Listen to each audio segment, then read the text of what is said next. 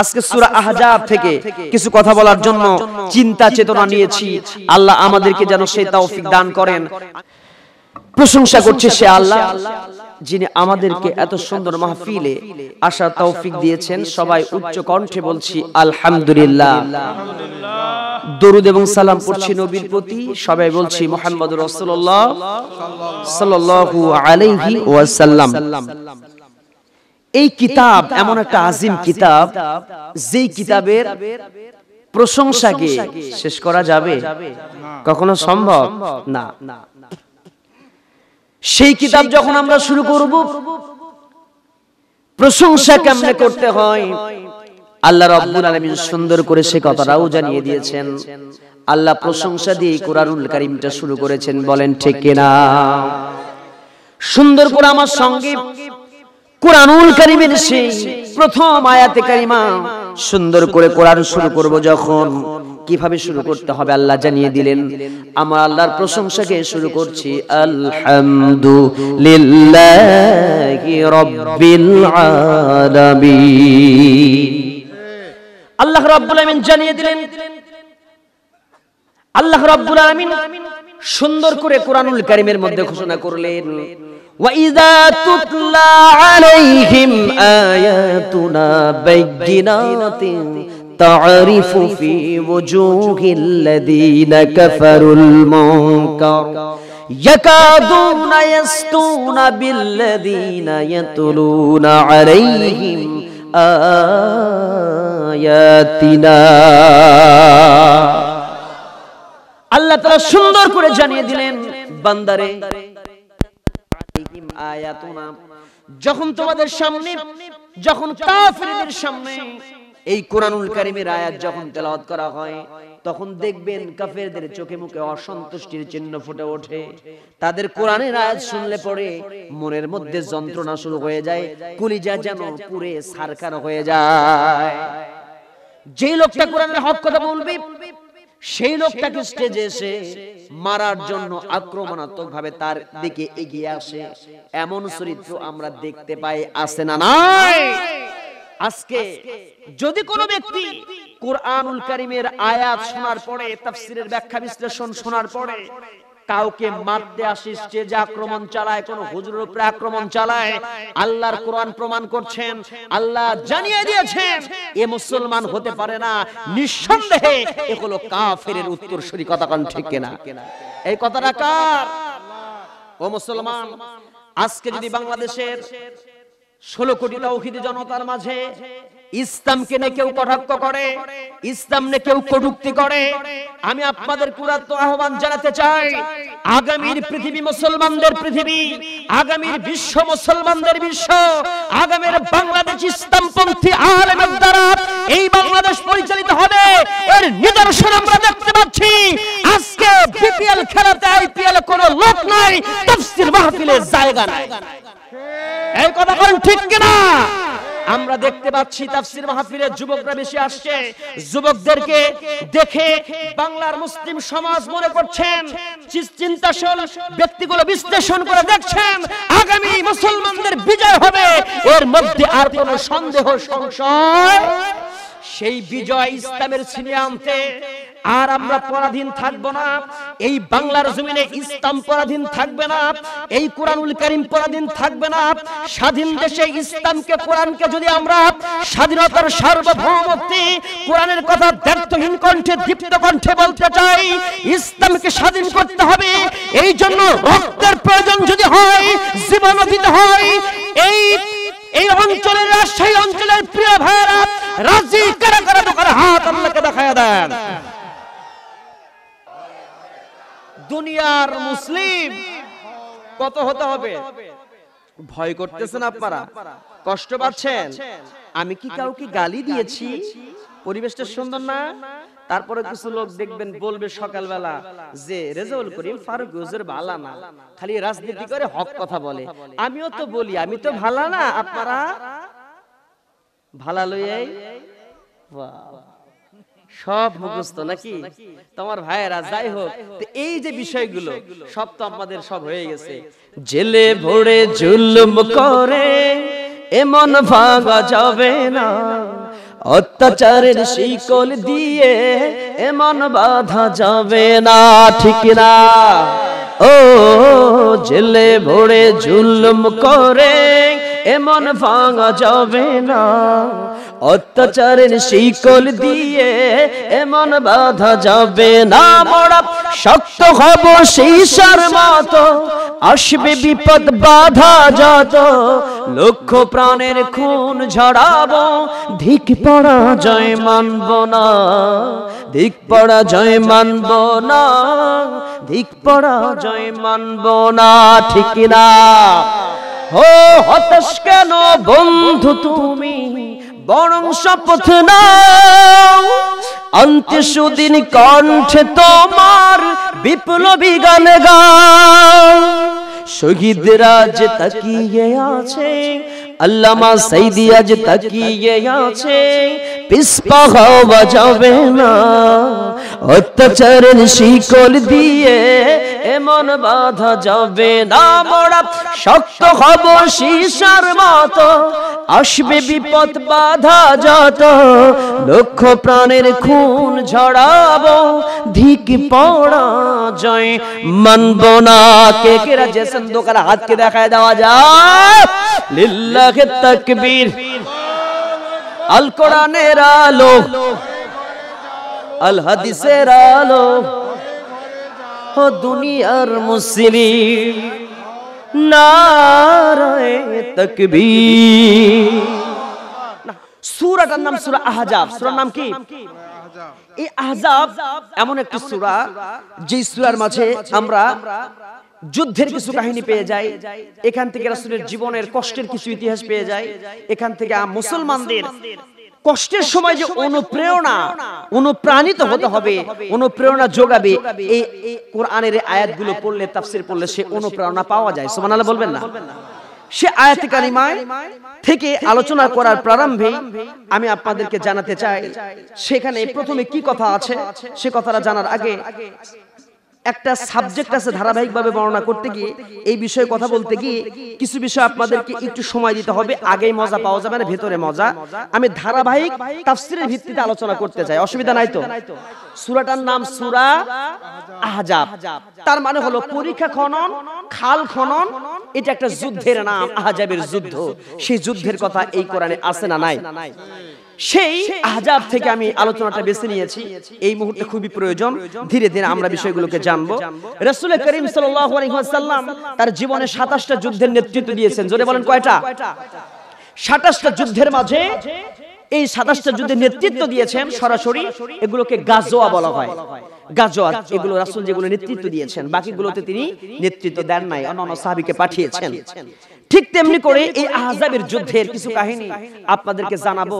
রাসূল রক্ত দিয়ে, কষ্ট করে, পেটের ভিতরে পাথর বেঁধে এই পৃথিবীতে ইসলাম প্রতিষ্ঠা করে গেছেন।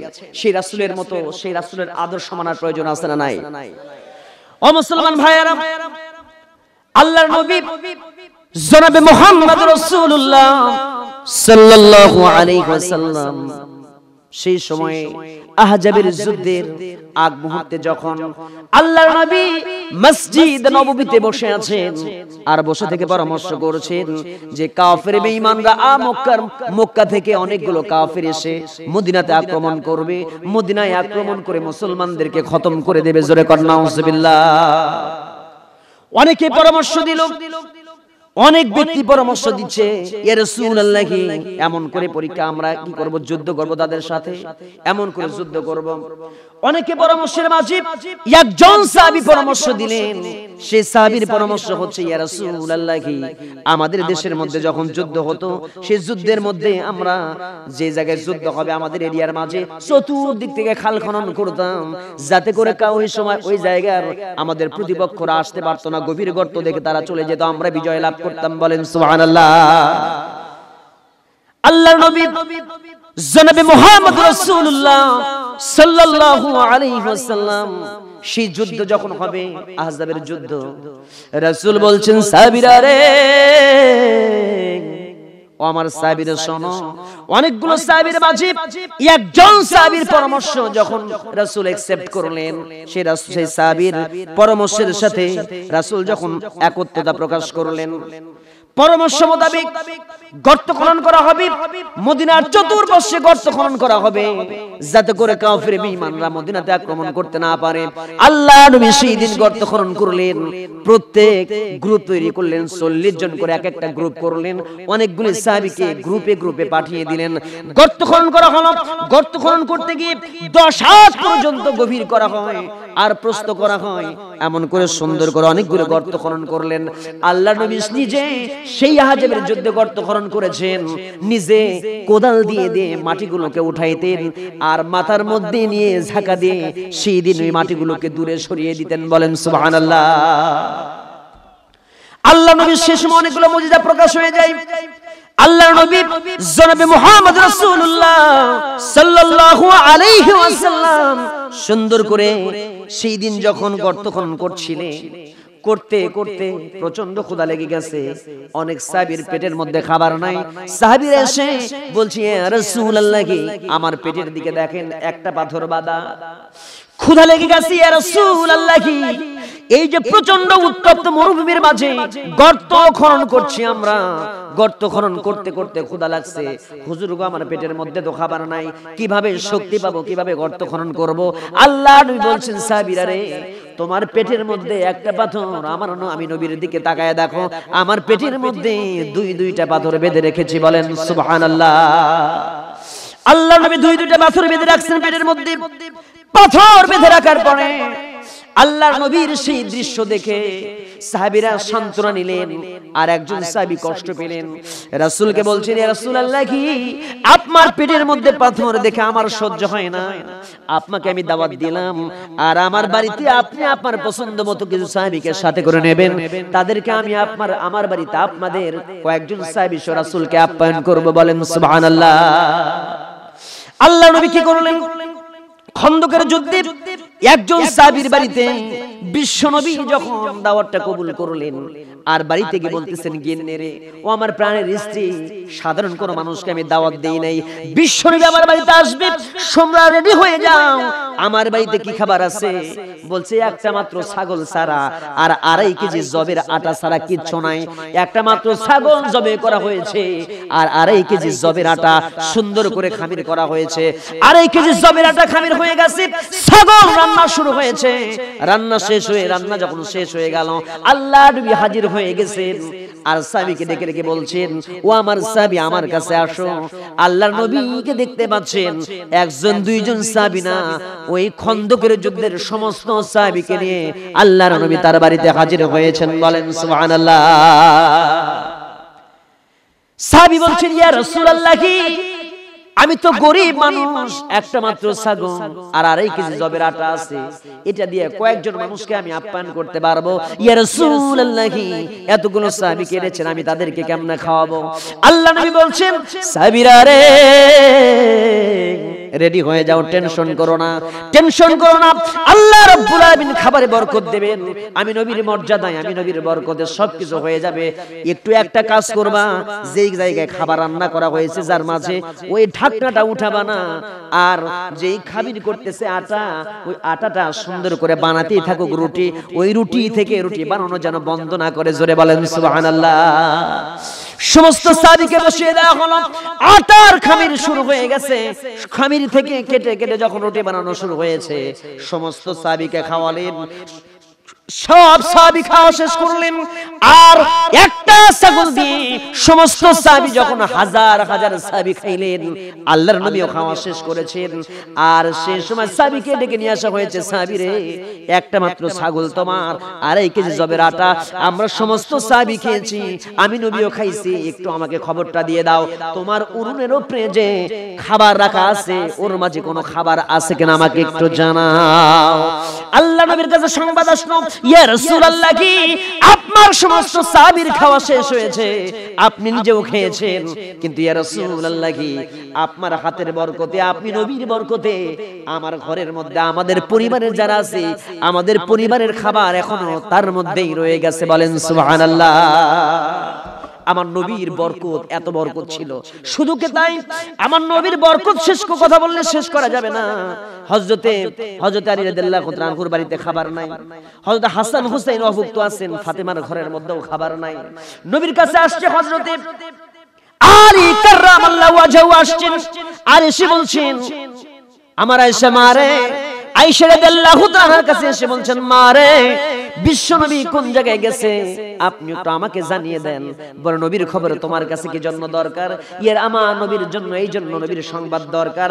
আমার বাড়িতে আজকে খাবার নাই, হুসাইন না খেয়ে আছে, হাসান না খেয়ে আছে, ফাতেমার ঘরের মধ্যেও খাবার নাই, কিন্তু আমি এসেছি এই কারণে আমার পেটের মধ্যে এমন ক্ষুধা লেগে গেছে, আমি নবীর সামনে আসতে চাই, নবীকে দেখতে চাই। কারণ হলো একবার যদি আমি আমার নবীকে দেখতে পাই, আমার 3 বেলার সমস্ত ক্ষুধা তৃষ্ণা আমার নিবারণ হয়ে যায়। সুবহানাল্লাহ বলবেন না? কি নবী পাইছেন, কি নবী! মুসা, ঈসা আর হারুন না, এটা বিশ্ব নবী, যার চেহারার দিকে তাকাইলেও ক্ষুধা নিবারণ হয়। সুবহানাল্লাহ বলবেন না? চাঁদের চেয়ে সুন্দর আমার প্যারা রাসূল, তার পেতে ধন্য হলো তামাম নিখিল কুল। আরব দেশের মায়া মিনার কোলে এলো চাঁদ, চাঁদের নামটি রেখে দিলেন আল্লাহ মুহাম্মদ। ঠিক না? সেই মুহাম্মদ বড় হয়ে দিনের পথে দাওয়াত দিয়ে জুলুম অত্যাচারকে তিনি করিলেন নির্মূল। চাঁদের চেয়ে সুন্দর আমার প্যারা রাসূল, তার পেতে ধন্য হলো তামাম নিখিল কুল। জোরে বলেন ঠিক কি না? ও আমার ভাইয়েরা, হযরত রাসূল করিম সাল্লাল্লাহু আলাইহি ওয়াসাল্লাম খাল খনন করলেন। এই কষ্টের মধ্যে সমস্ত সাহাবী যখন খাল খনন করেছেন, খাল খনন করা হয়ে গেছে, হয়ে যাওয়ার পরে কাফির বেঈমানরা আক্রমণ করার জন্য এগিয়ে এসেছে। আর আসার পরে দূর থেকে যখন তীর মারে, তীর মারতে মারতে প্রায় একটা মাসের মধ্যে যুদ্ধ হচ্ছে। যুদ্ধ যখন হয়ে গেল, আল্লাহ রাসূল সাল্লাল্লাহু আলাইহি ওয়াসাল্লাম সেই যুদ্ধের মধ্যে অংশগ্রহণ করেছেন। আর বিজয় আসতেছে না মুসলমানদের, মাসে মাস ব্যাপী যুদ্ধ হয়, কিন্তু বিজয় কেন আসে না? আল্লাহ নবী বলছেন সাহাবীরা রে, তোমরা সবাই সুন্নতের পাবন্দি করো, তবে আল্লাহর পক্ষ থেকে বিজয় আসবে। বলেন সুবহানাল্লাহ। আল্লাহ রাসূল সেই সময় কি করলেন? মাসব্যাপী যুদ্ধ হচ্ছে, সকালবেলা আজান দিয়ে দিয়েছে বেলাল, আজান হয়ে গেল, ফজরের আজান হয়ে গেছে। হযরত বেলাল রাদিয়াল্লাহু তাআলা আজান দিলেন, হযরত বেলাল রাদিয়াল্লাহু তাআলা আজান দিয়েছেন। সকালবেলা নামাজ যখন হয়ে গেছে, যোহরের আজান হয়ে গেল। যোহরের আজান যখন হয়ে গেছে, আল্লাহর নবীর সঙ্গে সঙ্গে সমস্ত সাহাবীদেরকে বলছেন তোমরা যুদ্ধের রাস্তা ছাড়ো না, যুদ্ধ করো, যুদ্ধ তোমরা কখনো শেষ করবে না। যোহর আজান হয়ে গেছে, নামাজ কেউ পড়তে যায় না। আসরের আজান হয়ে গেল, আসরের সময় নামাজ পড়তে গেল না। মাগরিবের আজান হয়ে গেল, মাগরিবের সময় আল্লাহর নবী সাল্লাল্লাহু আলাইহি ওয়াসাল্লাম সেই সময় যুদ্ধ হয়ে গেল। এশার আজান হয়ে গেছে। আল্লাহর নবী এবার বললেন যুদ্ধ যখন শেষ হয়ে গেছে, 4টা ওয়াক্ত নামাজ কাজা হয়ে গেছে, সমস্ত সাহাবীকে বললেন সাহাবীরা রেডি হও। আর বেলালকে বললেন বেলাল একটা করে তাকবীর দিয়ে দাও, আর এই 4 ওয়াক্ত নামাজটা সুন্দর করে তোমরা সবাই আদায় করো। জোরে জোরে বলেন সুবহানাল্লাহ। ও মুসলমান, আহজাবের যুদ্ধে কেন এটাকে বেশি প্রায়োরিটি দিলেন? নামাজের চাইতো কি যুদ্ধ বড়? কেন নামাজ বাদ দিয়ে যুদ্ধ করতে হলো? 4 ওয়াক্ত নামাজ প্রায় মাসব্যাপী যুদ্ধ হয়েছে, 4 ওয়াক্ত নামাজ সেই যুদ্ধের মধ্যে কাজা করা হয়েছিল। ওমরে ফারুক বলেন আমার এই পরিমাণ রাগ উঠেছে, কাফির বেঈমান আমাদের 4 ওয়াক্ত নামাজকে কাজা করে দিয়েছে। সেই দিন রাসূল করিম সাল্লাল্লাহু আলাইহি ওয়াসাল্লাম এখান থেকে শিক্ষা দিতে চেয়েছেন, ও পৃথিবীর মানুষ শুনে রাখো, যদি আহজাবের যুদ্ধের ময়দানে যুদ্ধ যদি মুসলমান পরাজিত হতো, এই মদিনা যদি দখল হয়ে যেত, তাহলে এই মদিনার মধ্যে নামাজ থাকতো না, রোজা থাকতো না, ইসলামের কোনো কাজ থাকতো না। এই জন্য সেই সময়ে নামাজের চাইতেও যুদ্ধটা বড় হয়ে গিয়েছিল। কথা কোন ঠিক না? আর যারা বলেন ঠিক কিনা? ও মুসলমান ভাইয়েরা, এই জন্য যেই সময়ে বাংলাদেশের জমিনে তাফসীর মাহফিলকে বন্ধ করে দেওয়ার এক বছর এক পক্ষ চেষ্টা করে, মাদ্রাসাকে বন্ধ করে দেওয়ার চেষ্টা করে, বলে মাদ্রাসায় জঙ্গিবাদের সৃষ্টি হয়, এদের ষড়যন্ত্র হচ্ছে। মাদ্রাসা বন্ধ করলে বাংলাদেশে মসজিদ থাকবে না, মাদ্রাসা থাকবে না, এই দেশ হয়ে যাবে নরেন্দ্র মোদীর বাংলাদেশ। কথা বল ঠিক কিনা? আরো জোরে বলেন ঠিক কিনা? এই জন্য সমস্ত শত সহস্র ষড়যন্ত্রের জাল বুনাক না কেন, জিহাদ পরিচালনা করে আবার যদি নতুন আহজাবের যুদ্ধ আসে, খন্দকের যুদ্ধ আসে, তাবুকের অভিযান আসে, নতুন বদরের ময়দানেও ঝাঁপিয়ে পড়তে হয়। ইসলাম টিকে রাখতে গেলে রক্ত দিতে হয়। যদি আমাদের নামাজকে একত্র ব্রেক করে দেও, জিহাদের ময়দানে যেতে হয়, কে কে রাজি আছে দোকান হাত আল্লাহকে দেখায় দেন।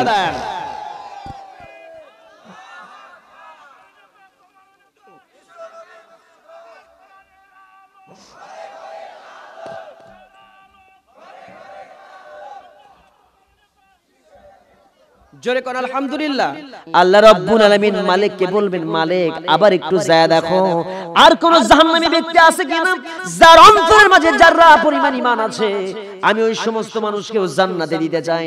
মালিক বলবেন, ইয়া রাব্বুল আলামিন, আমি তো মালিক এমন মানুষ, এমন একজন ফেরেশতা, আমি জাহান্নামের প্রত্যেকটা জায়গা চিনি, আমি সব জায়গায় খুঁজে দেখেছি, কোন জায়গাতে তোমার একজন বান্দা ওই জাহান্নামের মধ্যে নাই যার অন্তরে যাররা পরিমাণ ঈমান আছে। আল্লাহ রাব্বুল আলামিন সেদিন বলবেন, মালিক রে, আমি আল্লাহ রাব্বুল আলামিন তোমাকে আমি জানিয়ে দেই, তুমি তো জানো না রে মালিক, একটু সুন্দর করে কানটা লাগাও জাহান্নামের মাঝে, কানটা লাগায় শোনো, এখন একজন ব্যক্তি আছে ওই জাহান্নামের মধ্যে, আমি আল্লাহর তাসবিহ পড়তেছে, ওই ব্যক্তিটা বাদে আর কোন মানুষ জাহান্নামের মধ্যে ঈমানদার নাই। মালিক ফেরেশতা কান লাগাবেন, জাহান্নামের মধ্যে শাস্তি হচ্ছে, বাঁচাও বাঁচাও বাঁচাও, চিৎকার দিচ্ছে, বাঁচাও বাঁচাও, তর্জন গর্জন ধ্বনি হচ্ছে জাহান্নামের মাঝে। আল্লাহর নবী দেখলেন একজন মহিলা মানুষের স্তনের মধ্যে বসে ঢুকায় দিয়েছে, টান টান করে বেঁধে রেখেছেন একজন মহিলাকে, আর একজনকে দেখা গেল জিহ্বা দিয়ে জাহান্নামের করাত দিয়ে জিহ্বা কাটা হচ্ছে। আর একজন ব্যক্তিকে আল্লাহর নবী দেখতে পেলেন রক্তের নদীর মধ্যে হাবুডুবু খাচ্ছে, আর একজন ব্যক্তিকে দেখা গেল মুখের মধ্যে করাত দিয়ে কাটা হয় আর মাথার দিকে কাটা হচ্ছে।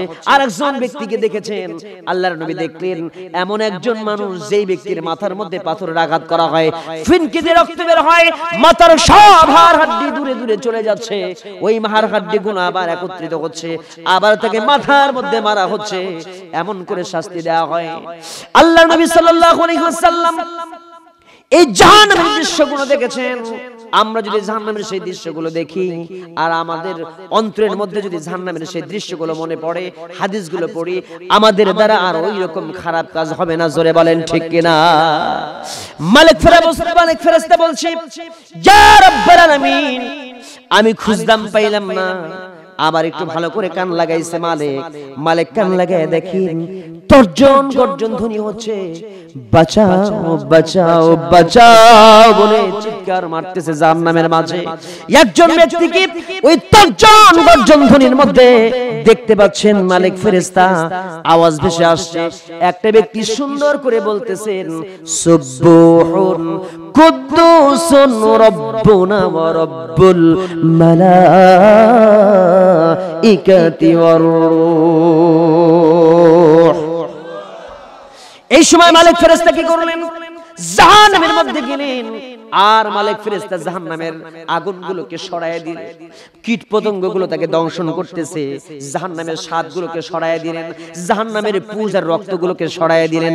জাহান্নামের অতল তলদেশে মালিক ফেরেশতা যে দেখতে পাচ্ছেন এমন একজন ব্যক্তি যার গোটা শরীরটা পুরো ছাই হয়ে গেছে, গোটা শরীরের মধ্যে কোনো চিহ্ন দেখা যাচ্ছে না, মানুষের কোনো চেহারা বোঝা যায় না, এই অবস্থা বোঝা যাচ্ছে শুধুমাত্র সুবহুর কুদ্দুসুন বলছেন। এই সময় মালিক ফেরেশতা ওই ব্যক্তিকে যখন সুন্দর করে দেখতে পেয়েছেন, রক্তপুজের মধ্য থেকে বাইর করলেন, ওই লোকটাকে হামাগুড়ি দিয়ে যখন হাঁটুর দিয়ে মাজা তার ভেঙে গেছে, গোটা শরীরের মধ্যে আগুন দাউ দাউ করে জ্বলতেছে, হামাগুড়ি দিয়ে সামনে আসছে।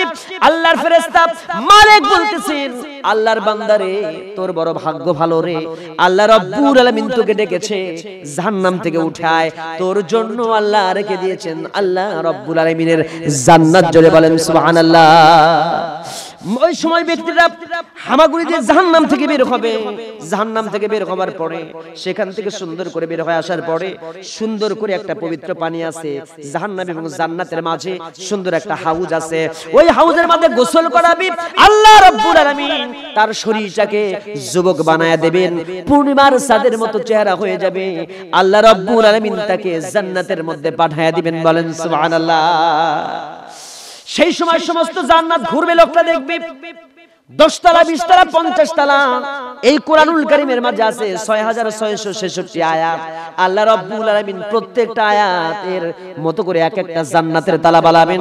6666 আয়াতের মতো করে এক একটা করে জান্নাতের তালা যখন রয়ে গেছে, প্রত্যেকটা জান্নাত দখল হয়ে গেছে, আল্লাহকে বলবেন ইয়া রাব্বুল আলামিন আমাকে জান্নাতে ঢোকার তুমি সুযোগ দিলে, কিন্তু আল্লাহ রে আমি যে জান্নাতে বসবাস করব এই জন্য সামান্য কোনো ঘর নাই, একটা কুঁড়ে ঘর যদি হয় সেই জায়গায় আমি বসবাস করব, আমাকে একটু সুন্দর করে জায়গা দিয়ে দাও। আল্লাহ বলবেন বান্দারে তোর কি জায়গা কোনো জায়গায় ঘর জান্নাতের মধ্যে হয় নাই?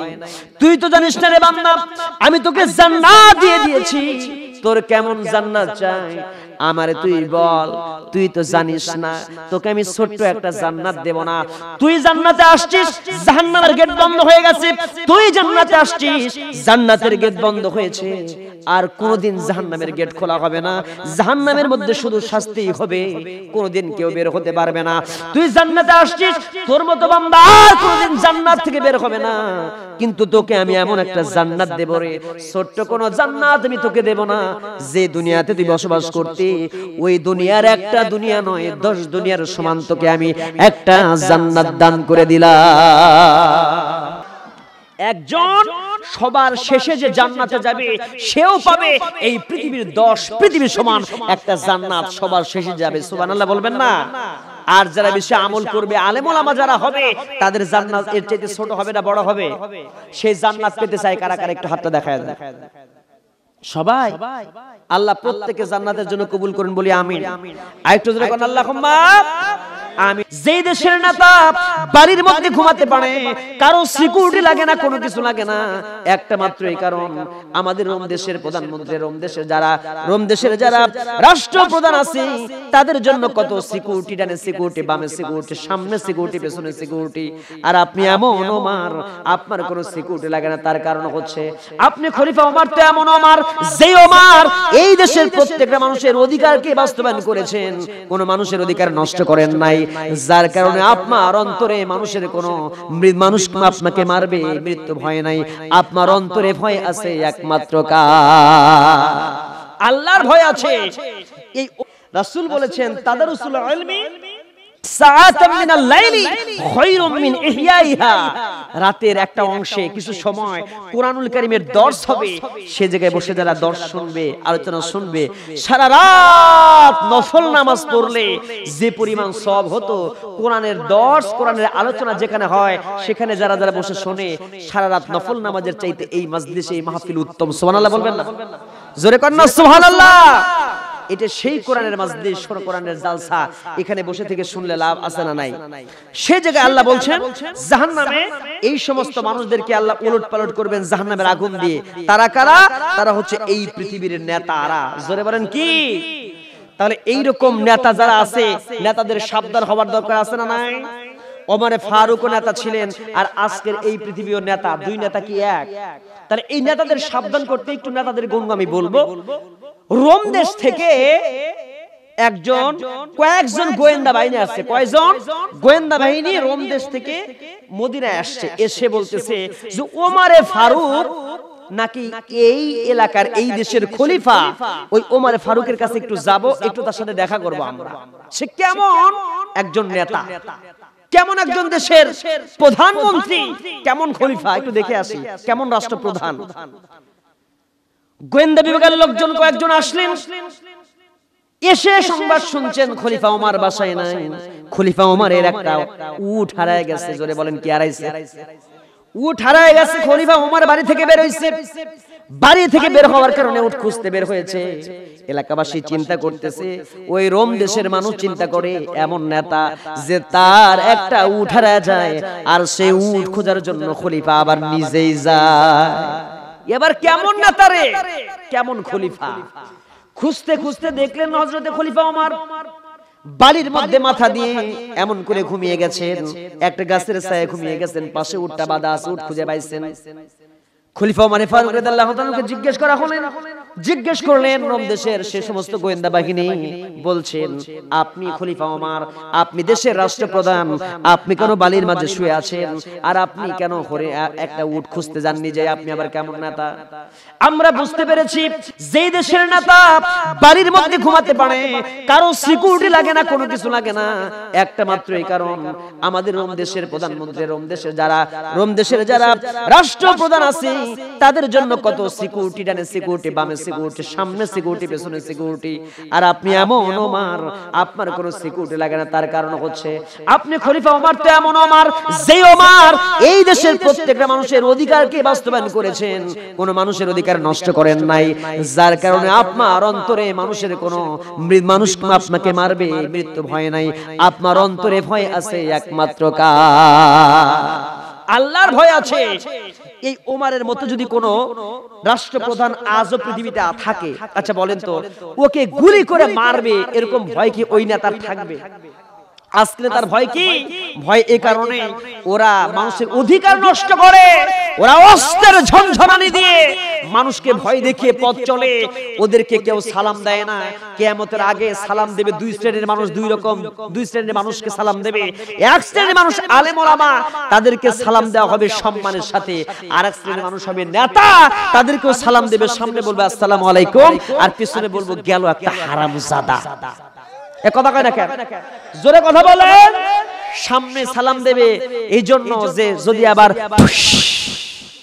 ঢিসিয়ে আছে না নাই, এই জন্য সালাম দেবে, কিন্তু পিছনে যাবে গেল একটা হারামজাদা, আমার কতগুলো টাকা যে ও মাইরে খাইছে তার কিছু বলতেও পারি না, সহ্যও করা যায় না, আছে না নাই?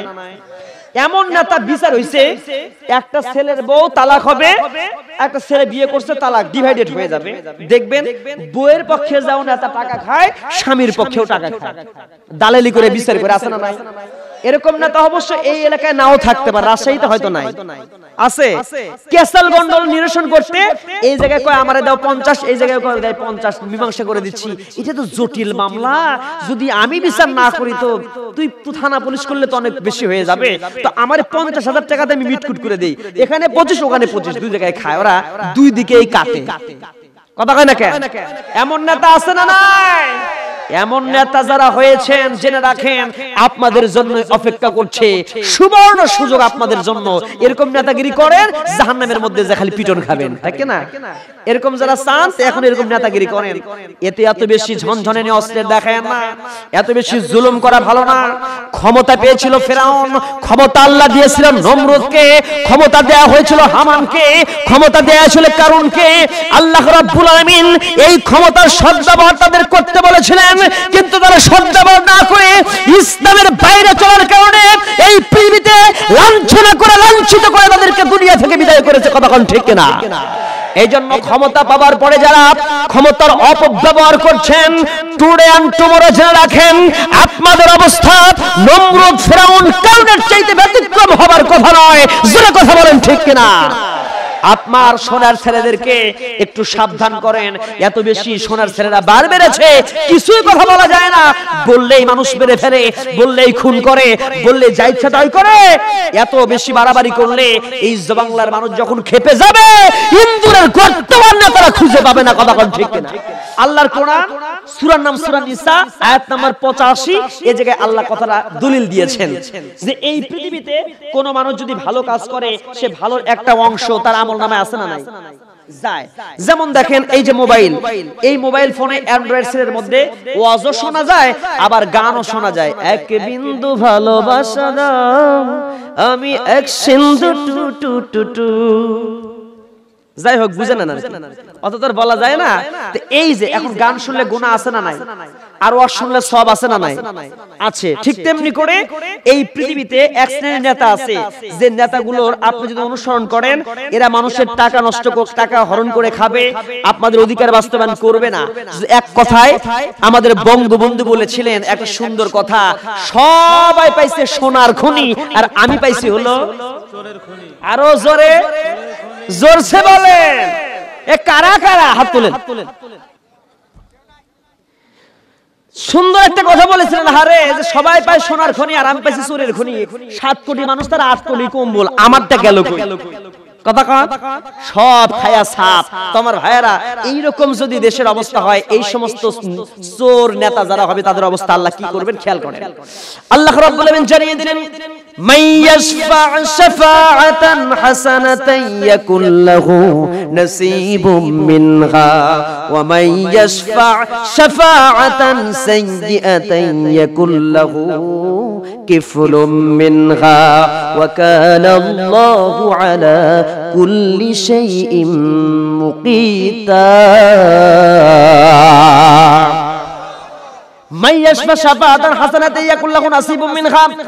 কোন ব্যক্তি ভালো কাজ যদি করে আর ভালো কাজের সমর্থন করে, যে ব্যক্তি ভালো কাজের সমর্থন করলো তার একটা অংশ তার আমলনামায় যাবে। যে ব্যক্তি খারাপ কাজের সমর্থন করলো সে খারাপ কাজের একটা অংশ তার আমলনামায় যাবে কি যাবে না? আজকের পৃথিবীতে যে সমস্ত নেতারা হবে খারাপ, এই সমস্ত ভণ্ড নেতার অনুসরণ যারা করবে, ডিজের দলের কর্মীও যদি হয়, বলে এলাকার ছেলে, আমরা একে ভোট না দিলে পরে এলাকার ইজ্জতের ব্যাপার। যদি এলাকার ছেলে হওয়ার কারণে ভণ্ড হয়, নষ্ট হয়, চরিত্রহীন হয়, আপনি তাদেরকে ভোট দিয়ে যদি নির্বাচিত করেন, আল্লাহর কসম করে বলি, ও নেতা যদি যত খারাপ কাজ করবে, যত চুরি করবে, অন্যায় বিচার যা করবে, আপনি কবরে বসে বসে সিল মারার কারণে সেই গুনাহ আমলনামায় পাবে। জোরে কোন সুবহানাল্লাহ নাকি নাউজুবিল্লাহ বলেন। আর যদি অন্য এলাকার একটা নেতা হয়, সেই লোকের সিল মানে আপনি কবরে চলে যাবেন। এই লোকটা যত ভালো আমল করবে, জনগণের অধিকারটা সুন্দর করে বাস্তবায়ন করবে, আপনি কবরে বসে বসে সেই সবটা পাবেন। জোরে বলেন সুবহানাল্লাহ। তোমার ভাইয়েরা, এই জন্য সেই রকম নেতার অনুসরণ করার দরকার আছে না নাই? আছে। তাহলে আমরা এই নেতাগুলোর অবস্থা কিয়ামতে কি হবে, তারা কি বলবে জানেন? সেই দিন তারা আফসোস করে বলবে, যেদিন জাহান্নামের আগুন দিয়ে উলটপালট তাদের মুখগুলো করা হবে, সেই দিন তারা বলবে, নেতাগুলো সেই দিন আল্লাহ রাব্বুল আলামিনের সামনে দাঁড়িয়ে বলবে, ওয়াকালু রাব্বানা ইন্না আতা'না সাদাতানা ওয়া কুবারানা ফাআদাল্লুনা সাবিলা। সেই দিন তারা বলবে, রব্বানা, হে আমাদের রব। প্রথমে তারা বলবে, ইয়া লাইতানা, হায় আফসোস, আতা'না আল্লাহ, আমরা যদি আল্লাহর আনুগত্য করতাম, ও আতা'না রাসূলা, আমরা যদি রাসূলের আনুগত্য করতাম তাহলে কতই না ভালো হতো। সেদিন তারা বলবে, ওয়াকালু রাব্বানা, হে আমাদের রব, ইন্না, নিশ্চয়, আতা'না, আমরা আনুগত্য করেছি এই পৃথিবীর, ওয়া কুবারানা, সাদাতানা, আমাদের নেতাদের, ওয়া কুবারানা, আমাদের মুরব্বিদের, ফাআদাল্লুনা সাবিলা, তারা আমাদের পথভ্রষ্ট করে দিয়েছে। কথা হবে সেই দিন এই পৃথিবীর নেতাদের, ভণ্ড নেতারা সেই দিন বলবি, ওয়া কুবারানা সাদাতানা, সাদাতানা মানে নেতা, সাইয়্যিদ থেকে সাদাতানা, আমাদের নেতাদের অনুসরণ করেছি। সেই দিন তারা, এই নেতারা সালারা বলবে, আল্লাহ রে, আমরা নেতাদেরকে মেনেছি, ওয়া কুবারানা, আমাদের মুরব্বিদেরকে মানছি। এই সমস্ত মানুষদের জাহান্নাম হবে কেমনে খেয়াল করেন। কিছু কিছু মানুষ বলে, আমার বাপ করে যেই দল, আমি যদি সেই দল না করি আমাদের বংশের মর্যাদা থাকে। এই জন্য বাপ যদি জাহান্নামে যায়, আপনি যদি সেই দলটা করেন যে দলে ইসলাম নাই, আপনার জন্য এরকম শাস্তি হয়ে যাবে, ওই নেতাও যাবে জাহান্নামে, আপনিও যাবে জাহান্নামে। এই জন্য মুরব্বি যে দল করুক না কেন, আপনার সেই দলের সঙ্গে অংশগ্রহণ করা যাবে না। আপনাকে দেখতে হবে, আমার বাবা হোক আর দাদা হোক, এই কুরআন শেষ নয়। সেই দিন তারা বলবে, রব্বানা, হে রব, আতিহিম দিফাইনি মিনাল আযাব, আমাদের কত জাহান্নামের শাস্তি তুমি দিবাই। কিন্তু আল্লাহ, আমরা ছিলাম সেলা, আর আমাদের নেতাগুলো যারা দুনিয়াতে ছিল আমাদের চাইতে তাদেরকে দ্বিগুণ তুমি শাস্তি দিয়ে দাও, কারণ ওদের দেখে দেখে আমরা জাহান্নামী হয়েছি, তারা আমাদেরকে পথভ্রষ্ট করেছে। লানান কাবীরা, তাদেরকে অভিশাপ দাও, বড় ধরনের অভিশাপ দাও, আর জাহান্নামে আমাদের চাইতে তাদের দ্বিগুণ শাস্তি দিয়ে দাও। কে বলবে? এই দুনিয়ার চালারা সেই দিন বলবি, ও আমার ভাইয়েরা, এই সমস্ত নেতাদের অনুসরণ বাদ দিয়া আল্লাহ আমাদেরকে জানিয়ে দিচ্ছেন সুন্দর নেতার অনুসরণ করতে হবে, যে নেতা হবে হযরতে মূসা আলাইহিস সালাতু ওয়াস সালামের মতো। বলেন সুবহানাল্লাহ। এই পৃথিবীতে আজকে ভালো যারা নেতা, এই সমস্ত নেতাদের দোষ কয়ে কয়ে মিথ্যা অপবাদ দিয়ে ভালো নেতাদের জেলের মধ্যে রাখছে কি রাখে না? কথা বলা রাখছে কি রাখছে না? ও আমার ভাইয়েরা, 50টিরও বেশি দেশে 50 বছরের বেশি সময় ধরে যেই আল্লামা বাংলাদেশের জমিনে তাফসীর করে গেলেন, মানুষকে ভালো রাস্তা দেখিয়ে গেলেন, আর সেই আল্লামাকে বিনা দোষে প্রায় 10 বছরের মতো শাস্তি দেওয়া হচ্ছে। কথা বলেন ঠিক কিনা? আরো করে কথা বলেন ঠিক কিনা? এই জন্য মুসলমান ভাইয়েরা, আমরা যে সেই সমস্ত নেতাদের আদর্শ অনুসরণ করব, যেই নেতার আদর্শের সাথে বিশ্বনবীর চরিত্র মিলে যাবে। জোরে বলেন ঠিক কিনা? ও মুসলমান ভাইয়েরা, সেই মানুষের জন্য হৃদয় থেকে দোয়া আসে, আমরা দোয়া করি আবার যেন তাকে আমাদের মাঝে ফিরিয়ে দেন। বলি আল্লাহুম্মা আমিন। আমাদের আল্লামাকে আবার ফিরিয়ে দেন, বলেন আমিন। হযরত মূসা আলাইহিস সালাতু ওয়াস সালাম সেই জামানায় এমন একজন ব্যক্তি ছিলেন, যে ব্যক্তিটা নবী তো এমন লোক, তিনি কি উলঙ্গ হয়ে গোসল করতে পারেন? বলেন। নবী উলঙ্গ হয়ে গোসল করে না। ফেরাউনের লোক সবগুলো যায় সুন্দর করে, যারা তারা উলঙ্গ হয়ে কাপড় খুলে গোসল করে, সেই সময়কার এটা নীতি ছিল। কিন্তু মূসা কাপড় খোলেন না। এলাকাবাসী অপবাদ দিচ্ছে যে মূসার এক সেরে ব্যারাম আছে, মূসার লজ্জাস্থান নাই, অনেক অপবাদ, মিথ্যা অপবাদ দিচ্ছে। যখন হযরত মূসা আলাইহিস সালাতু ওয়াস সালাম তবুও কি করলেন না? কাপড় খুললেন না, উলঙ্গ হয়ে গোসল করেন না। এই অবস্থা দেখার কারণে এলাকাবাসী যখন অপবাদ দেয়, আল্লাহ রাব্বুল আলামিন মূসা আলাইহিস সালাতু ওয়াস সালামকে পবিত্র করলেন তাদের সামনে।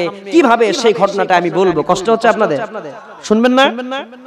আজকে নতুন নয়, মিথ্যা অপবাদ মূসাকে দেওয়া হয়েছে, মিথ্যা অপবাদ ঈসাকে দেওয়া হয়েছে, মিথ্যা অপবাদ নবীকে দেওয়া হয়েছে, মিথ্যা অপবাদ এই পৃথিবীর প্রায় সমস্ত নবীর উপরে আসছে। কথা কোন ঠিক কিনা?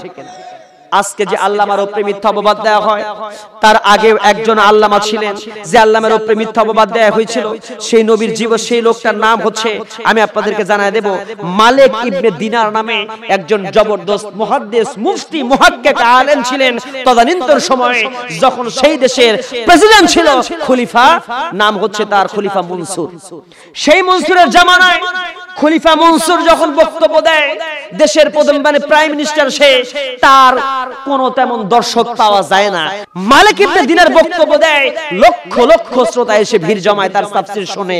এটা চিন্তা করে দেখতেছে, খলিফা মনসুরের লোক হয় না, আমি হলাম দেশের এমন বড় নেতা, আমার লোক নাই, আর এইরকম একটা হুজুরের এত লোক হয় মাহফিলে, এটা তো সহ্য করা যায়? কথা কয় না কেন? বুঝেন না আলোচনা? সহ্য করা যায় না। এই চিন্তা করে খলিফা মনসুর মালিক ইবনে দিনারের বিরুদ্ধে মিথ্যা অপবাদ লাগায় দিল। অপবাদ কিভাবে দেওয়া যায় খুঁজতেছে, যে তার কোনো অপবাদ পাওয়া যায় কিনা। কিন্তু খুঁজে খুঁজে দেখা গেল তীক্ষ্ণ অভিযান দিয়ে তার উপরে, তার বিরুদ্ধে কোনো কিছু পাওয়া গেল না। মালিক ইবনে দিনারের একজন বন্ধু পাওয়া গেল, বাল্য বন্ধু। বাল্য বন্ধুকে খুঁজে খুঁজে বলছে, বাল্য বন্ধু রে, আমি তো খলিফা মনসুর, তোর কাছে জানতে চাই, বাল্য বন্ধু, বাল্যকালেও যদি তার কোনো অপরাধ থাকে, অপবাদ থাকে, আমাকে একটু তুই জানা, আমি তোকে টাকা দেব, পয়সা দেব। একটা মিথ্যা অপবাদ দিলে পরে এই হুজুরের অপমান হবে, এই হুজুরের অপমান হলে আমি খলিফা মনসুর বড় শান্তি পাবো।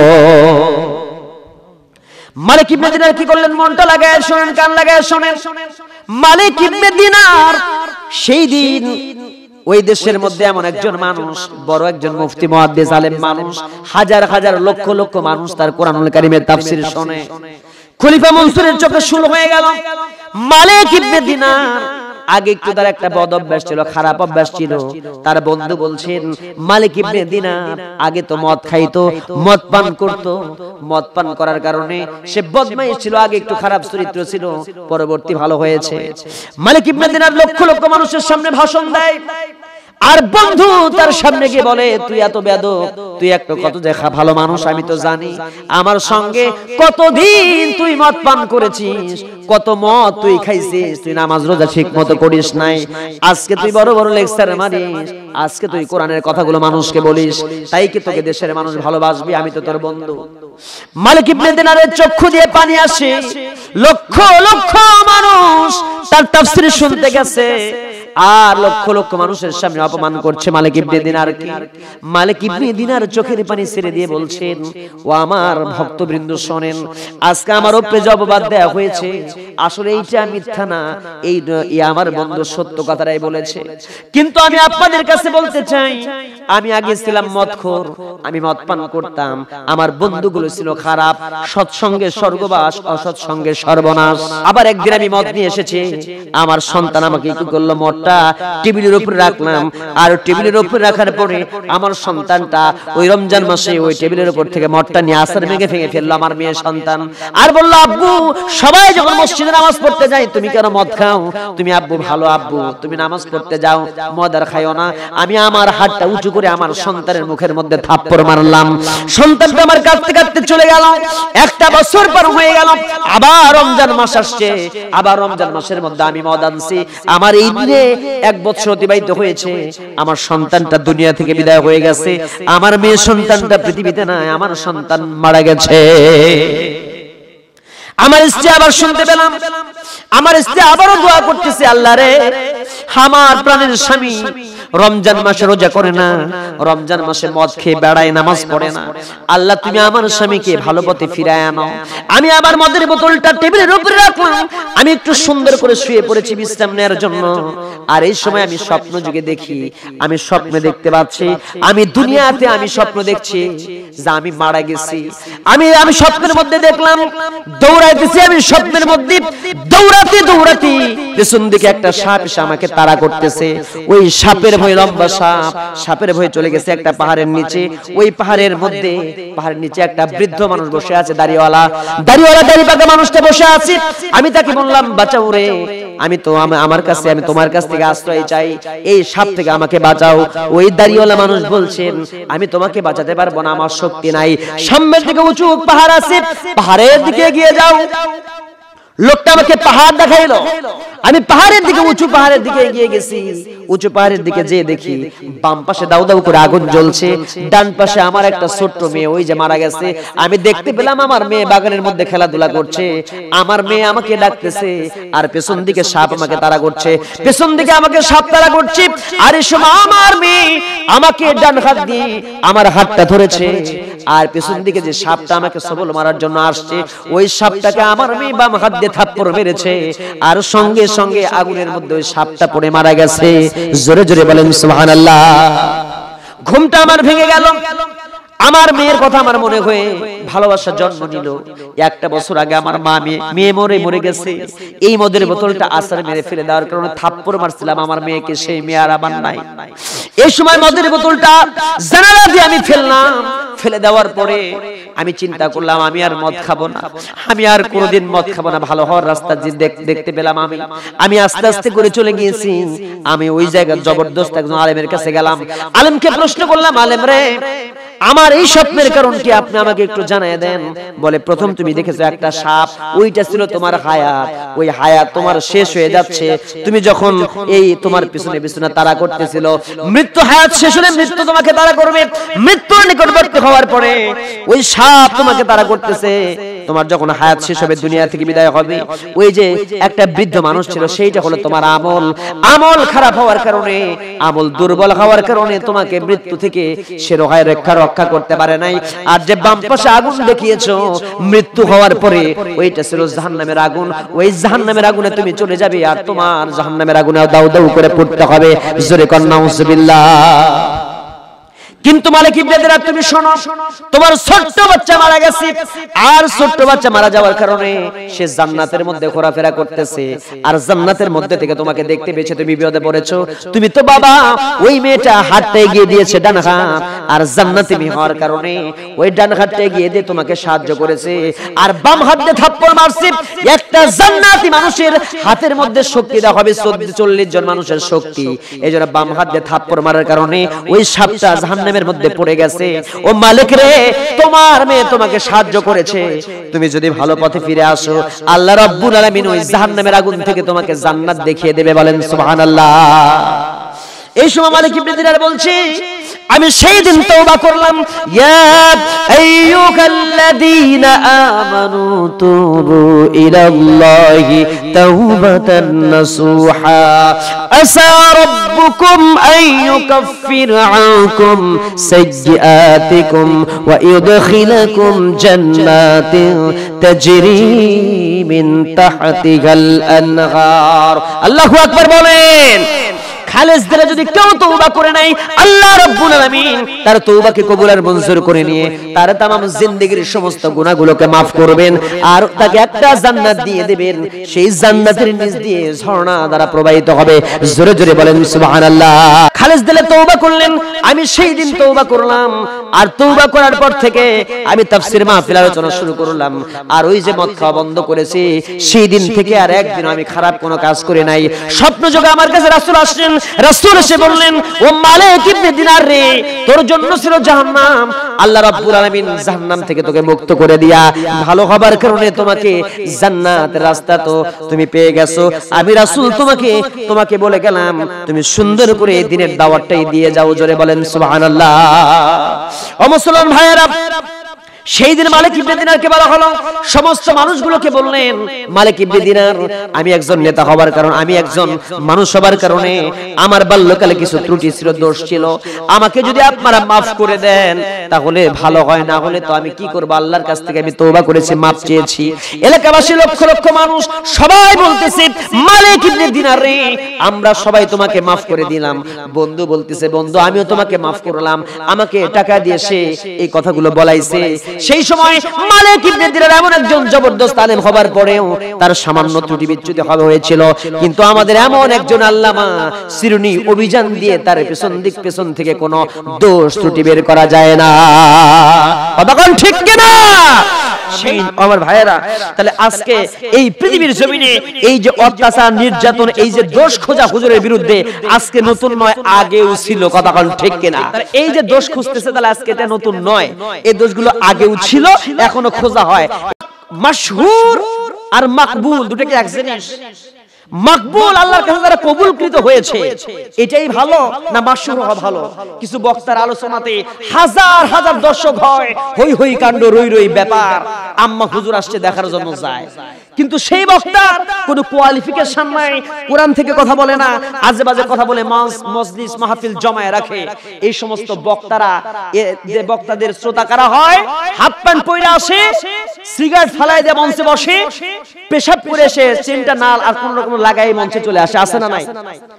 এই মানুষগুলো যদি কোনো বক্তার সম্পর্কে মন্তব্য করে যে বক্তা একটা আসছিল রে ফাটাফাটি, এই মন্তব্য একরকম, আর এই এলাকার কোন আলেম সম্প্রদায় কোন বক্তার সম্পর্কে যদি মন্তব্য করে না, কোরআন থেকে হাদিস থেকে বক্তা খুব সুন্দর আলোচনা করেছে, সেই মন্তব্য একরকম। বলেন তো এই পৃথিবীতে আলেমের মন্তব্য, আলেম কতটুকু হক কথা বলেছে, কোরআন থেকে সহি কথা বলেছে, এই মন্তব্যটা করবে কোন রিকশাওয়ালা না কোন আলেম? ওই আলেম যে মন্তব্য করবে সেটাই হলো শ্রেষ্ঠ মন্তব্য। অতএব সাধারণ কোন মানুষের কাছে ব্যক্তি কোন বক্তা বেশি হাইলাইট না হয়ে, যদি সেই মানুষটার কথা শুনে আলেম যদি বলে যে হ্যাঁ এই বক্তা কোরআন হাদিস থেকে কথা বলে, সেইটাই বরং ভালো, সেটা আল্লাহর কাছে প্রিয়, কারণ সে কোরআন থেকে কথা বলছে। কথা বল ঠিক কিনা? সারা জীবন আমরা শুনে আসছি রক কাটা লোক, তার নাম হলো একটা সংগঠন আছে, রক কাটা সংগঠন আছে না ভাই? তারা হলো ছাউ রাজাকার, মানে বাচ্চা রাজাকার। কথা কয় না? সারা জীবন শুনছি রক কাটা বাচ্চা রাজাকার, চেতনায় রাজাকার। সারা জীবন আপনারা শুনলেন রাজাকারের গ্রুপ, তার নাম কি অমুক সংগঠন করে, হুজুররা হলো রাজাকারের দল করে, রাজাকার গ্রুপ। কথা কয় না কেন? কিছুদিন আগে মাশাআল্লাহ রাজাকারের নির্বাচন হলো, হয় না? হয় না? বাংলাদেশের রাজাকার একটা নির্বাচন হয়ে গেল, বিশাল নির্বাচন, মাশাআল্লাহ। এই নির্বাচনে রাজাকারের দল এমন ঠকাই ঠকছে, রাজাকার মাত্র 37টা ভোট পাইছে। কথা কয় না কেন? জোরে বলে। মাত্র পাইলো 37টা, তার মধ্যে 25টাই মরছে। কয়টা মরছে? আছে হলো 12টা। আর সারা জীবন যাদেরকে শুনলে মুক্তিযোদ্ধা মুক্তিযোদ্ধা মুক্তিযোদ্ধা, আরে এ হক কথা কইলি তো ভাই বন্ধু বেজার হয়, কি বলবো, তারপরে বলি, রাগ করতেছেন নাকি? আর নিরপেক্ষ দৃষ্টিতে ভাই, এটা তো আর আমার কথা না, পত্রিকাতে আসছে, তাই না? পত্রিকার ভিতরে কিন্তু এই কথাগুলো আসছে, ওপেন সিক্রেট, সবাই বিষয়গুলো জানেন। সেখানে কি পাইলাম, এটা শুনে আবার দুই একজন উঠে যায় না, খালি আমি কারো বিপক্ষে বলছি না, শুধু বুঝাইয়া দেই। কি পাইলাম? 1008 8000 কয়জন 80 জন না 60টা 8080 আর একদিকে পাওয়া গেল কত 1000 কত জন সামথিং 1000 সামথিং। তো এই যে অবস্থা, তাহলে সারা জীবন যাদেরকে আমরা যেটা বললাম সেটার মধ্যে খুঁজে খুঁজে 37, আর যাদেরকে বললাম আমরা তারা মুক্তিযোদ্ধা, কি পাওয়া গেল বলে কতে কাদের মোল্লা তুই রাজাকার মিছিল করলো না এ কথা দেখেন। পাওয়া গেল কি শেষে যে ওর বাপই হলো রাজাকার, ওই মেয়েটার বাপ রাজাকার। আহারে মুসা আলাইহিস সালামের অন্ডকোষ নাই, একশেরা ব্যারাম হয়েছে, বিভিন্ন অপবাদ যখন মুসা আলাইহিস সালামকে দেওয়া হয়েছে। এই সময় তাফসীরে কিতাবে মুসার কি হয়েছে লজ্জাস্থানে অসুখ, মুসা পুরুষত্বহীন মিছিল বের করলো, হুজুর খারাপ, হুজুররা পুরুষত্বহীন মিছিল যখন বের করেছে, কারণ ওরা সব হলো ল্যাংটা হয়ে গোসল করে, কিন্তু হুজুররা তো ল্যাংটা হয়ে গোসল করতে পারে নাকি? পারে না। সেই সময় আল্লাহ রাব্বুল আলামিন কি করলেন, বিশাল বড় ফেরাউনের সেই দিন কি হয়েছে, বিশাল বড় একটা মজমা দিচ্ছে, বিশাল বড় ফেরাউন একটা মাহফিল করতেছে, বিশাল জালসা, শয়তানি জালসা, ওর বিশাল বড় আয়োজন। সেই আয়োজনে ভাষণ দিচ্ছে। মুসা আলাইহিস সালাম নদীর ঘাটে গেলেন, মানে তিনি গোসল করার জন্য নদীতে গেলেন, একটা পাথরের উপরে তার কাপড় চোপড় রাখলেন, কেউ নাই, ফাঁকা জায়গায় গিয়ে উলঙ্গ হয়ে গোসল করলেন। এখান থেকে একটা মাসালা আছে যে সবচেয়ে তাকওয়াবান, উঁচু মানের তাকওয়া যারা ধারণ করেন, ল্যাংটা হয়ে একাকী এক ঘরে গোসল না করাটাই উত্তম। কিন্তু কেউ যদি উলঙ্গ হয়ে গোসল করতে চায়, কাপড় খুলে ফেলে গোসল করে নেয়, এতে অসুবিধা নাই। বুঝা গেল মাসালাটা? তো মুসা আলাইহিস সালাম এখান থেকে এটা পাওয়া যায়। আল্লাহ নবী মুসা করলেন কি, উলঙ্গ হয়ে গোসল করতে শুরু করেছেন। এইদিকে আল্লাহ তাআলা পবিত্র করবেন, একটা পাথর উঠে গিয়ে ওই যার উপরে কাপড় রাখছে মুসা আলাইহিস সালাম, ওই কাপড়টা হাঁটা শুরু করলো। কাপড় হাঁটতে হাঁটতে কাপড় যখন দৌড়ায়, মানে এইদিকে পাথরের তো আর পা নাই, পাথর শূন্য যখন উড়ে যাচ্ছে, পাথর যখন উড়ে যায়, কাপড় রাখছে হযরত মুসা তার উপরে, কাপড় দৌড়ায়, কাপড় চলে যায়। এ সময় হযরত মুসা আলাইহিস সালাম ওখান থেকে তাড়াতাড়ি উঠে আসলেন, গোসল থেকে উঠে দেখে কাপড় দৌড়াচ্ছে, কাপড়ের হাত দিয়ে পায় না। মুসা আলাইহিস সালামের হাতে লাঠি আছে না নাই? লাঠি দেখে এই দাঁড়া, এই দাঁড়া, যেমনি বলে দাঁড়া, এদিকে শরীর তো কি, শরীরে তো কোনো কাপড় না, বিবস্ত্র। সবাই যখন এলাকাবাসী ফিরাউনের কথা যখন শুনছিল, এই সময় হযরত মুসা আলাইহিস সালাম তার সামনে যখন চলে গেলেন, ওই জায়গায় পাথরটা গিয়ে কাপড় নিয়ে আস্তে করে ব্রেক মারলো।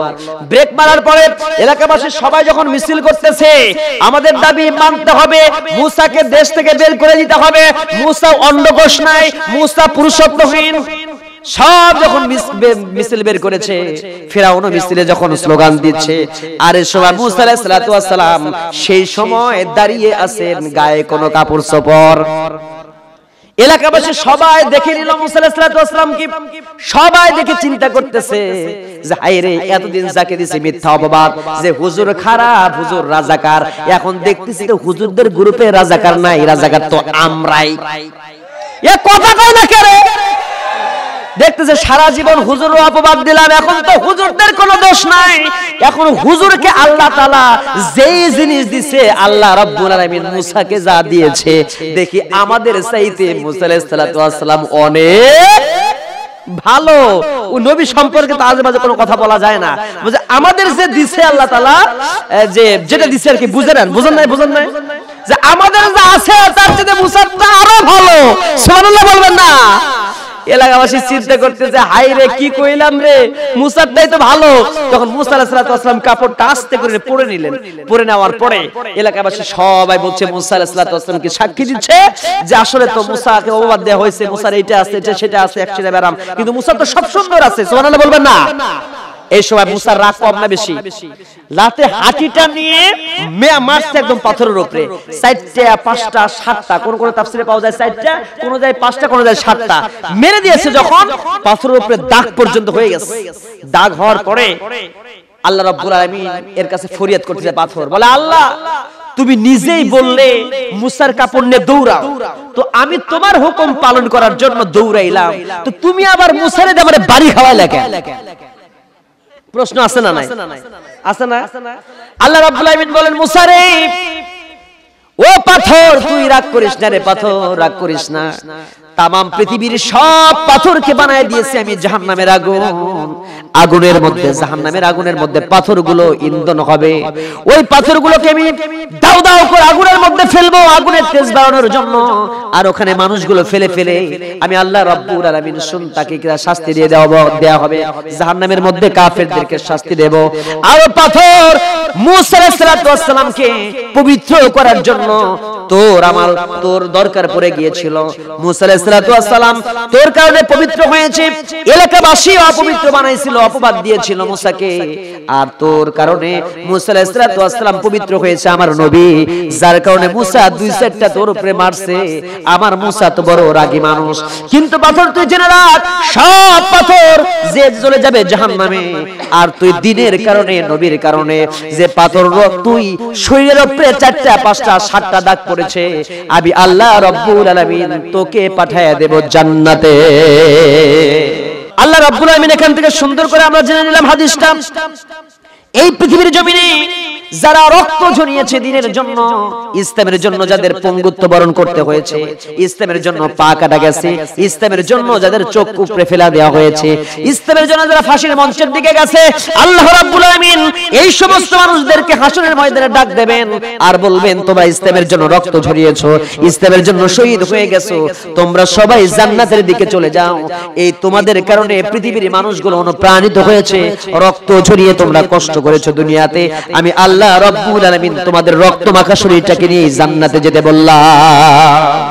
জোরে বলবেন না সুবহানাল্লাহ।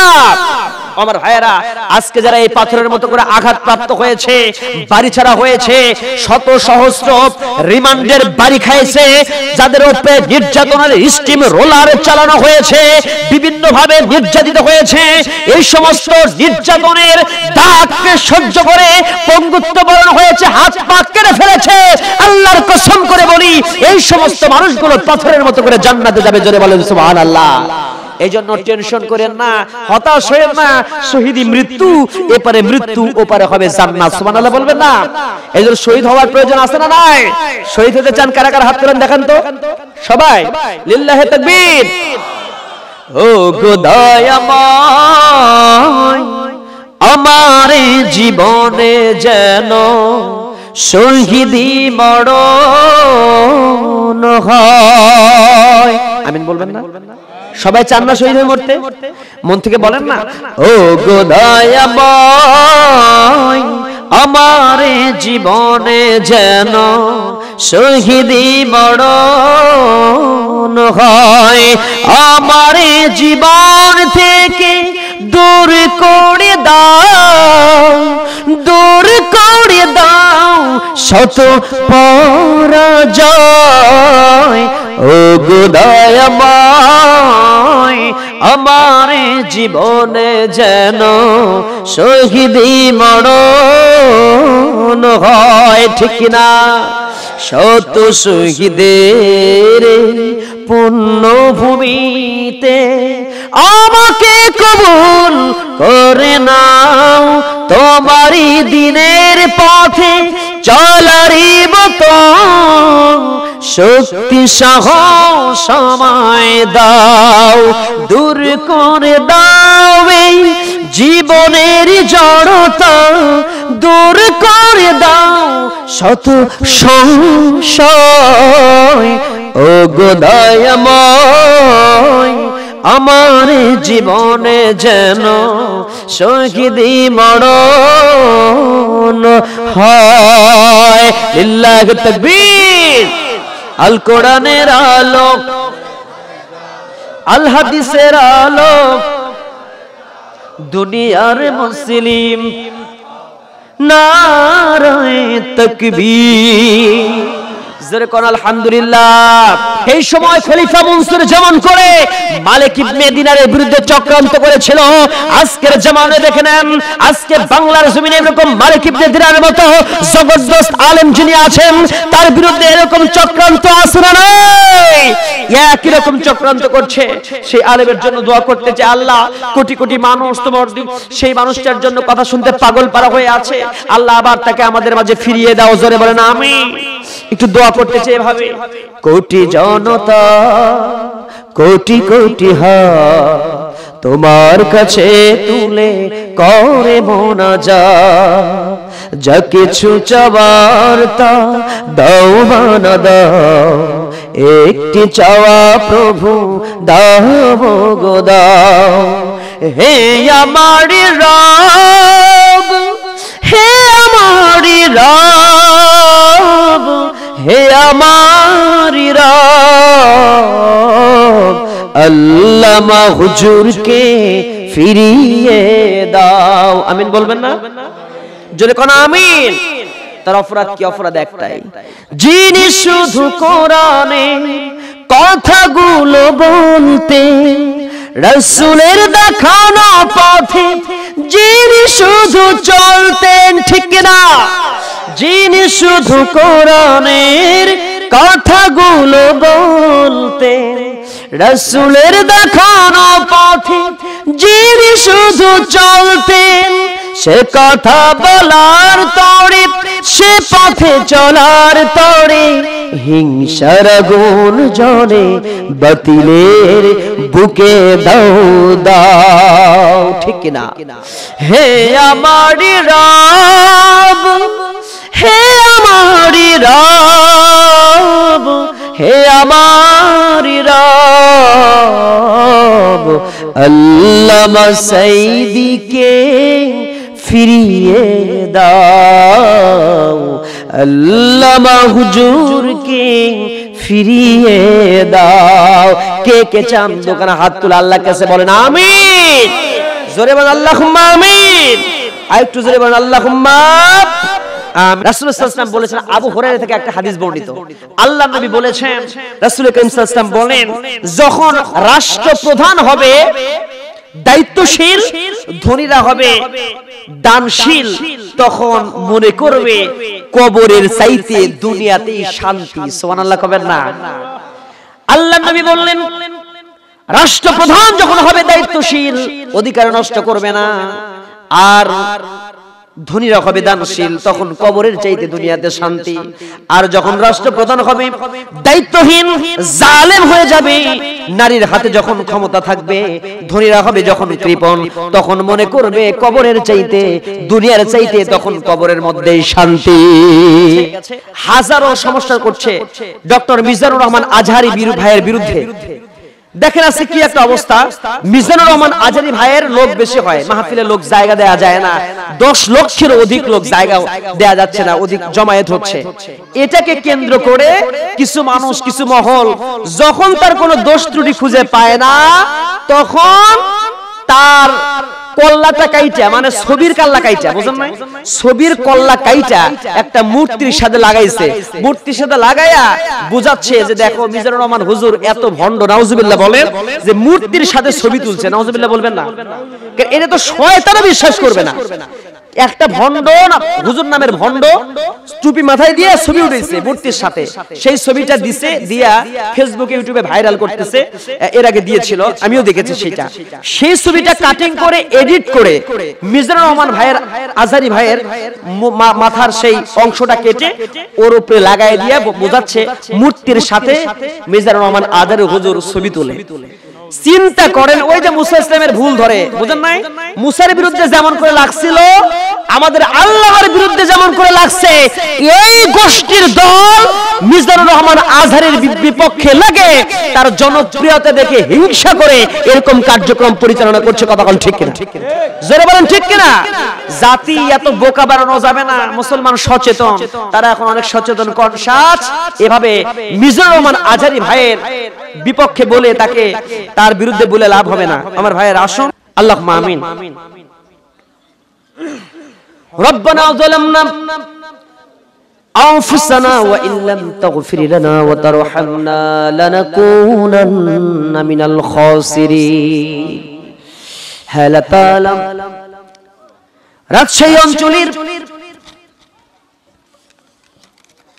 রাজশাহী অঞ্চলের সুন্দর মাহফিল জগপুর বাইতুল হাম জামে মসজিদের উদ্যোগে আয়োজিত বাৎসরিক এই তাফসীরুল কোরআন মাহফিল থেকে তোমার হাজার হাজার শ্রোতাদেরকে সাথে নিয়ে, কোরআন প্রেমিক তোমার গোলামদের সাথে নিয়ে, বান্দা বান্দীদের সাথে নিয়ে, গুনার বোঝা মাথায় নিয়ে কাঙ্গাল ভিখারি সে তোমার শাহী দরবারে দুখানা হাত পেতে দিয়েছে আল্লাহ।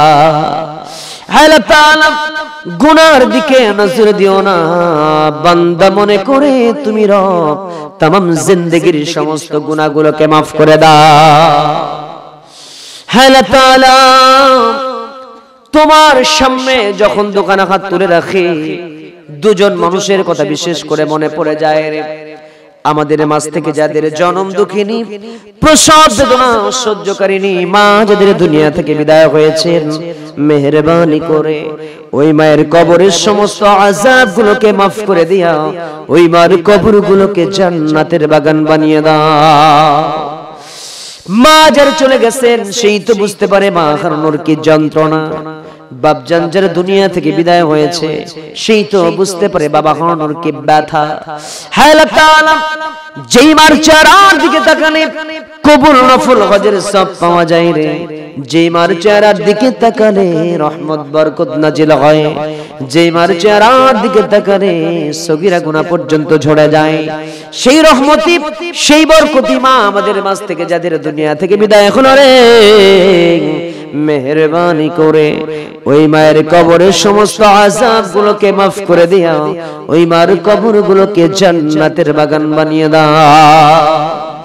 সবাই প্রাণ খুলে সেই মার বাপজানের জন্য দোয়া করেন, রব্বির হামহুমা কামা রব্বায়ানি সগীরা, অকুর রব্বির হামহুমা কামা রব্বায়ানা সগীরা। হায় আল্লাহ তাআলা, খাস করে মেহেরবানি করে এই মাহফিল আয়োজন যারা করলেন আর শোনার জন্য যারা আসলেন, রাতের ঘুমকে হারাম করে দিয়ে আলোচনা যারা করলেন আর যারা শুনলেন, আয়োজন করেছেন যারা টাকা দিয়ে পয়সা দিয়ে শ্রম দিয়ে মেধা দিয়ে যোগ্যতা দিয়ে সহযোগিতার হাত বাড়িয়েছেন যারা, মেহেরবানি করে বিনিময়ে কাল কিয়ামতের কঠিন মুসিবতের দিনে এই মাহফিল আমাদের সবার জন্য নাজাতের মাধ্যম তুমি আল্লাহ বানায় দিও। হে আল্লাহ তাআলা, খাস করে মেহেরবানি করে আজকের মাহফিলের সম্মানিত সভাপতি সাহেব জনাব মাওলানা মঈনুল ইসলাম সাহেবকে তুমি কবুল আর মঞ্জুর করে নাও। প্রধান অতিথি জনাব মুজিবুর রহমান সাহেবকে তুমি কবুল করো। হে আল্লাহ তাআলা, সাদিকুল ইসলাম ভাইকে কবুল করো। আলহাজ মোহাম্মদ মঞ্জুর রহমান সাহেবকে তুমি কবুল করো। আলহাজ মোহাম্মদ সৈয়দ আলী মাস্টার সাহেবকে কবুল করো। আলহাজ আব্দুল সাত্তার সরকারকে কবুল করে নাও। হে আল্লাহ তাআলা, আমার ডান পাশে বসে থাকা অত্যন্ত কাছের প্রাণপ্রিয় বন্ধু মানুষ আমার মেহেরবানি করে আব্দুল্লাহ আল আমিন ভাইকে তুমি কবুল আর মঞ্জুর করে নাও। তার কণ্ঠকে আল্লাহ বিশ্বময় কোরআনুল কারীমের খেদমতে কবুল করে নাও। হে আল্লাহ তাআলা, আমার সামনে যারা আছেন আর পেছনে যারা আছেন, ডানে বামে পর্দার অন্তরে যারা আছেন, মেহেরবানি করে প্রত্যেককে তুমি কবুল আর মঞ্জুর করে নাও। لا تدع لنا جنبا إلا غفرته ولا هما إلا فرجته ولا دينا إلا قضيته ولا مريضا إلا شفيته ولا مجاهدا في سبيلك إلا نصرته ولا حاجة من حوائج الدنيا والآخرة। এমন সময় হাত তুলেছি तमाम পৃথিবীর মুসলমান আজকে মার খায়। ওই যে সোমালিয়ার মুসলমান, ওই যে সাসনিয়া বসনিয়ার মুসলমান, আরাকানের মুসলমান, আফগানিস্তানের মুসলমান, হে আল্লাহ তাআলা ওই যে ফিলিস্তিনের মুসলমান সহ বাংলাদেশ সহ तमाम পৃথিবীর মুসলমানদেরকে তুমি তোমার কুদরতি হাত দিয়ে হেফাজত করো। হে আল্লাহ তাআলা, বাংলাদেশের জমিনে কোরআনুল কারীমের কথা বলে যারা নির্যাতিত হলো রে আল্লাহ, যারা নিগৃহীত বঞ্চিত শোষিত হয়েছে, হে আল্লাহ তাআলা সেই সমস্ত আমার ভাইদেরকে তুমি কবুল আর মঞ্জুর করে নাও। হে আল্লাহ তাআলা, খাস করে বিশেষ করে এই বাংলার জমিনকে তুমি আল্লাহ সমস্ত কাফেরদের চক্রান্ত, নাস্তিকদের চক্রান্ত থেকে হেফাজত করো। হে আল্লাহ তাআলা, খাস করে মেহেরবানি করে আমার মায়েদের সম্পর্কে আসতে যেমন কিছু বলতে পারলাম না, আমি একটা সাবজেক্টে কথা বলেছি, যা আলোচনা করলাম আমল করার তৌফিক দাও। আমাদের প্রত্যেককে এমনই জিন্দেগি গঠন করে জান্নাতের পথে তুমি আল্লাহ চলার তৌফিক দিয়ে দাও। হে আল্লাহ তাআলা, খাস করে মেহেরবানি করে আমার এলাকার মায়েদেরকে তুমি কবুল আর মঞ্জুর করো। যারা ছেলে চাই ছেলে দাও, মেয়ে চাই যারা মেয়ে দাও, সন্তান সন্ততি যারা চাই তাদেরকে সন্তান দিয়ে কোলটা তুমি ভরপুর করে দাও। দুনিয়া থেকে যেদিন বিদায় খবরে আমাদের সবাইকে কালিমা জপতে জপতে মারার তৌফিক দিও। দুনিয়া থেকে যেদিন চলে যাব শহীদি মরণ দিয়ে দিও। দুনিয়া থেকে যেদিন বিদায় খবরে ঈমান নিয়ে মারার তৌফিক তুমি আল্লাহ আমাদেরকে দিও। রব্বানা তাকাব্বাল মিন্না ইন্নাকা আনতাস সামিউল আলিম ওয়া তুব আলাইনা ইন্নাকা আনতাত তাওয়াবুর রহিম। সুবহানা রাব্বিকা রাব্বিল ইজ্জাতি আম্মা ইয়াসিফুন ওয়া সালামুন আলাল মুরসালিন ওয়ালহামদুলিল্লাহি রাব্বিল আলামিন। ওয়াজআল আখিরা কালামিনা ইনদাল মাউতি লা ইলাহা ইল্লাল্লাহু মুহাম্মাদুর রাসূলুল্লাহ। সবাই পড়েন সাল্লাল্লাহু আলাইহি